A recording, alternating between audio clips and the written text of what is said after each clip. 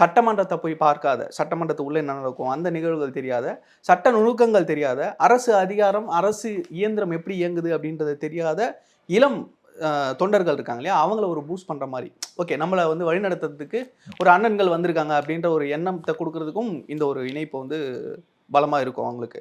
So அதை தாண்டி பார்த்தீங்கன்னா இப்போ நிறைய பேர் விமர்சனம் வச்சுக்கிட்டு இருந்ததுக்கும் ஒரு பதிலடியாக இருக்கும். இது ஆரம்பம் தான். இப்போ தொடர்ந்து நம்ம போக போகிறோம்.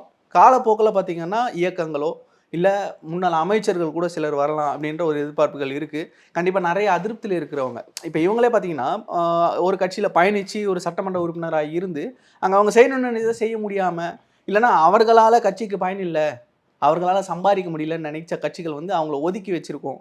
இந்த மாதிரியான இருக்கக்கூடியவர்கள் நிறைய பேர் இருக்காங்க. இப்போ நம்ம கட்சிகளை வந்து குறை சொல்கிறோம், தனிநபர்கள் சிலர் வந்து தான் நினைச்சதை செய்ய முடியல அப்படின்ற சில விரக்தியில் இருப்பாங்களே, அவங்கெல்லாம் வெளியே வரதுக்கான வாய்ப்புகள் இருக்குது. அவர்களுக்கு தாவேக்கா ஒரு சரியான இடம் அப்படின்னு அவங்க நம்பினாங்க அப்படின்னா கண்டிப்பாக வந்து இணை தான் போகிறாங்க. நம்ம தொடர்ந்து அதை பார்க்க தான் போகிறோம்.